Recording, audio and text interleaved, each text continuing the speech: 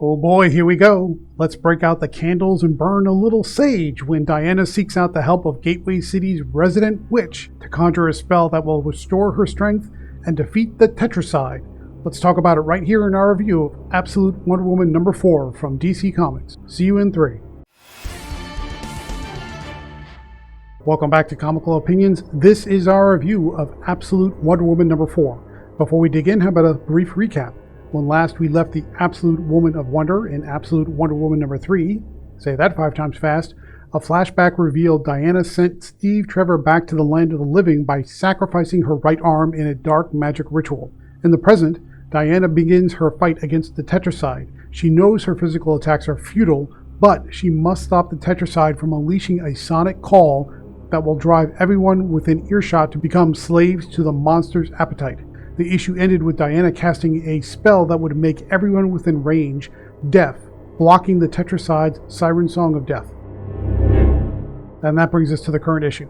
In Absolute Wonder Woman number 4, past and present continue to converge. Diana and Steve Trevor pay Etta and Gia Candy a visit, their sisters, in Gia's coven shop. Etta is surprised that she could hear Diana and Steve speak after Diana casts the deafening spell.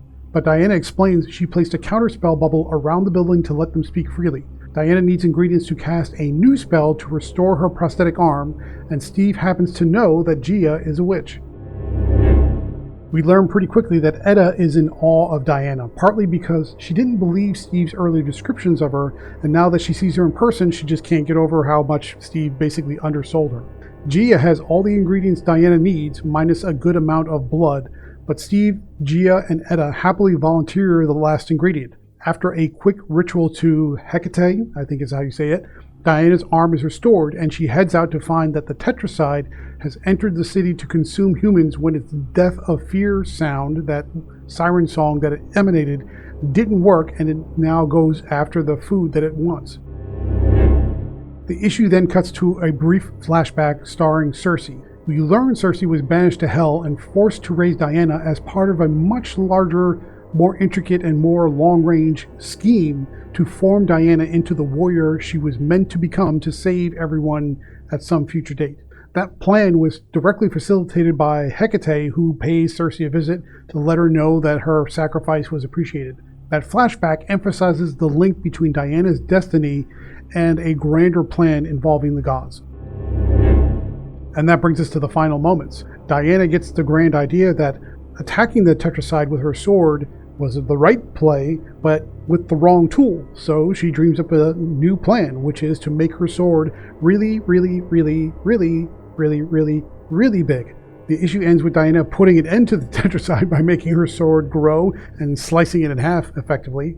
And we get the appearance of another mainstay Wonder Woman character, Veronica Cale, who happens to work for the president, and she's about to embark on a quick mission to ensure that the president's interests are protected. Hey, do you want to be part of our growing community and get exclusive perks? Become a channel member today. By becoming a member, you'll support a channel you love, which is ours because everybody loves it, but you'll also gain access to special badges, emojis, and members-only content. Click the join button below to become part of our family and help us create more of the content you enjoy. Now let's get back to the review. And that's the issue, so let's talk about impressions and what worked and what didn't. Absolute Wonder Woman number 4 is fine, but not great. Writer Kelly Thompson spends a lot of time showcasing Diana's magical prowess to deal with a kaiju-sized threat, but the issue lacks urgency, it lacks tension. You never get the feeling Diana didn't have all the answers and wouldn't be victorious at any given point, which dampens the four-issue build-up with a kind of a so-so payoff. It's okay, but you never really felt that raw, energetic punch that you need at the end of a big fight, and it just sort of just lays there. Let's switch gears and talk about the art for a second. Similar to the script, Hayden Sherman's artwork is fine, I guess, but not great. In the small, intimate moments where all focus is on faces really close up and subtle expressions of emotion, Sherman's sedate style is perfectly okay. His style really suits the idea of people talking in a gentle, relaxed, caring manner, if you want to call it that. In the wider shot panels with lots of background detail or in the bigger action set pieces, Sherman's squiggly indie line work falls way short of what it needs to be. To be fair, the one brief action scene which comes at the very end in this issue is an improvement over the previous action scenes in the prior issues, but honestly, it's just not great. So let's talk about the positives and negatives, starting with what's great about Absolute Wonder Woman number 4. Oh boy, if you are a Wiccan practitioner of any sort, you like white magic and you do all those weird, funny things on the side, writer Kelly Thompson puts focus and detail into giving your brand of magic plenty of representation. Diana shows off her knowledge of conjuring and impresses Geo with a deeper understanding of the uses of certain ingredients than mere mortal practitioners would even suspect. In short, this issue is less about showcasing Diana as a warrior and a superhero in the broader context, and more about Kelly Thompson showing off her knowledge of witchcraft, which could be a big positive for readers who are really into Wicca. So what's not great about Absolute Wonder Woman number 4? As alluded to earlier, the big drawback is the almost complete lack of momentum, urgency, and rising tension. Diana's journey through the adventure happens at the pace of a leisurely stroll. Her calm demeanor relaxes everyone around her, and by extension, it relaxes the reader for a vibe that just makes you feel like stuff is happening, but it's no big deal. And the outcome is almost a letdown for how simple and fast it happens. Basically, she just cuts the monster in half with a big sword. That's it. For all of the issue buildup, from the Harbingers to the Harbinger Prime to the arrival of the Tetracide, which has this massive city-wide siren song that's going to kill everybody, effectively all she does is just cut it in half with a big sword. In short, the 4-issue build-up to battle a massive monster culminates in a finale that's energetically, emotionally, and physically flat. Final thoughts, what do we think about Absolute Wonder Woman number 4? It brings the fight against the Tetracide to an end when Diana visits a witch for a little magical help.